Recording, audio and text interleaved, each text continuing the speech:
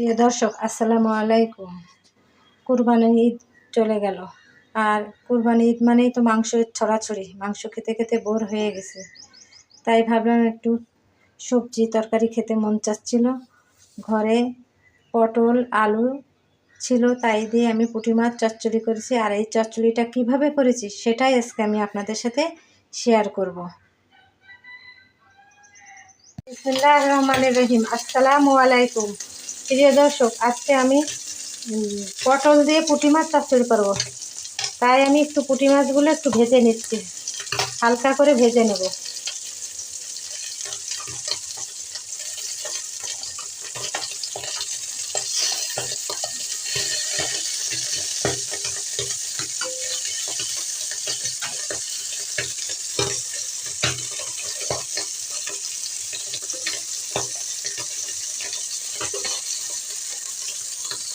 মাছটা আমি উল্টে দিয়েছি। এতে একটু ভাজা ভাজা হয়ে গেলে আমি এটা উঠিয়ে ফেলবো। এবার মাছটা আমার ভাজি হয়ে গেছে, যে আমি এভাবে ভেজে নিচ্ছি। একটু বড় বড় মাছটা তাই একটু ভেজে নিলাম। এখন আমি উঠিয়ে ফেলছি।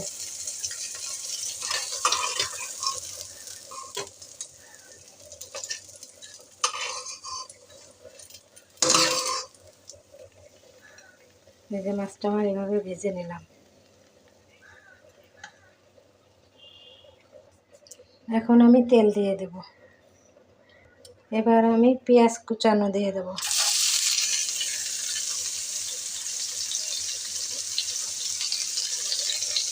ঝাল কুচানো দিয়ে দেব।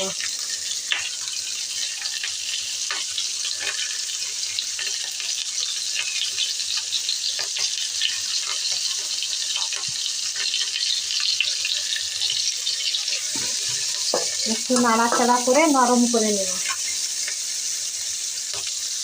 আমি এই যে হাফ চামচ রসুন দিয়ে দেব।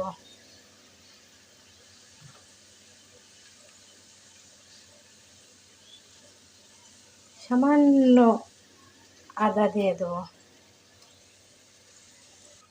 একটু হলুদের গুঁড়া দিয়ে দেব। স্বাদ মতো লবণ দিয়ে দেব। এবার আমি কষিয়ে নেব।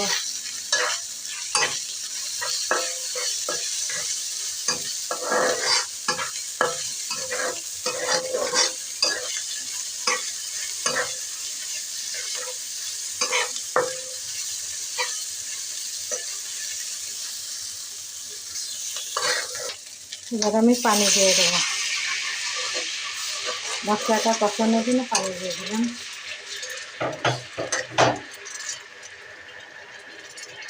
এখন আমি এই ভাজি মাছটাকে দিয়ে দেব। মাছটা আমি কষাবো। আমি এখন জিরার গুঁড়োটা দিয়ে দেবো। কেন আমি এখন দিচ্ছি, এই ঝোলের ভিতরে শুকনো জিরার গুঁড়া বলে আমি ঝোলের ভিতরে জিরাটা দিয়ে দিচ্ছি। আর যদি তেলের ভিতরে দিতাম, জিরাটার ফ্লেভার অন্যরকম লাগতো, ভাজা ভাজা হয়েছে। এই যে এখন আমি দিয়ে দিলাম। আর আমি মাছকে এইভাবে রান্না করি কেন, আগে ভেজে নিয়ে তারপরে এত কিছু করে কষাচ্ছি। আবার হয়তো অনেকে বলবেন যে এভাবে এত নিয়ম করে রান্না। আসলে এখনকার মাছগুলো বেশিরভাগ চাষের হয়, গন্ধ কেমন যেন একটা গন্ধ। আর আমি একটু মাছটা পছন্দ কম করি। যারা মাছ পছন্দ করেন না, তারা টুকটাক যে মাছটাই খাক না কেন এভাবেই রান্না করে খাবেন, অনেক স্বাদ পাবেন। মাছের গন্ধ তো থাকবেই না, আর স্বাদও বেড়ে যাবে। আমি এই যে মাছটাকে কষিয়ে নিয়ে আবার উঠিয়ে ফেলবো, তারপরে তরকারি কষাবো। মাছটা আমার এখন কষানো হয়ে গেছে, এই যে উঠিয়ে ফেলছি।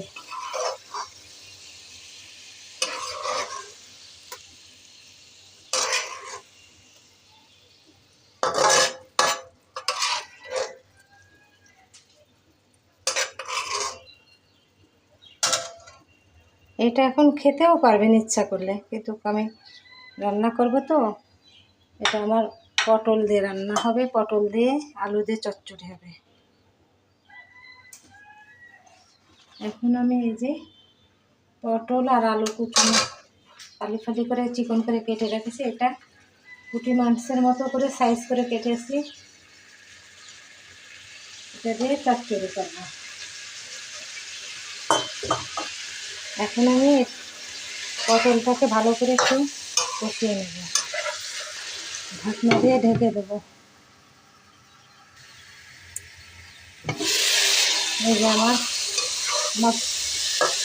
তরকারিটা কষানো হয়ে গেল।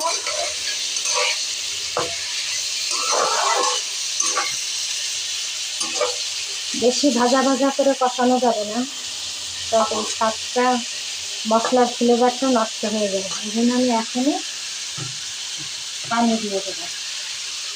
এই যে পানি দিয়ে দেবো,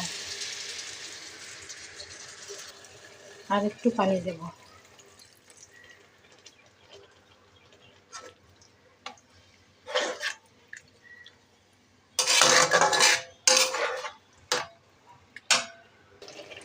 এবার আমি কষানো মাছটা দিয়ে দেব।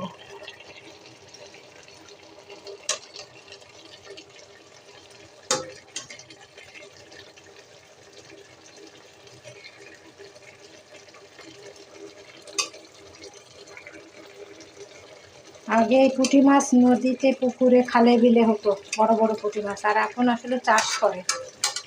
এই জন্য আমি এরকম করেই রান্না করে, স্পাইসিভাবে রান্না করি একটু।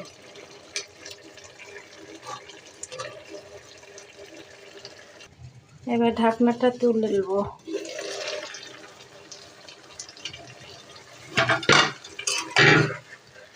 মাছটা আমার হয়ে এসেছে।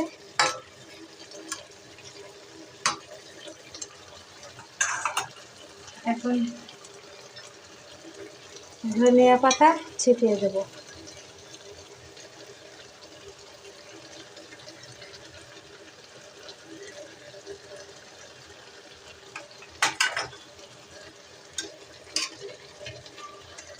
এই যে হয়ে গেল আমার পুঁটি মাছ, আলু পটল দিয়ে পুঁটি মাছ চচ্চড়ি।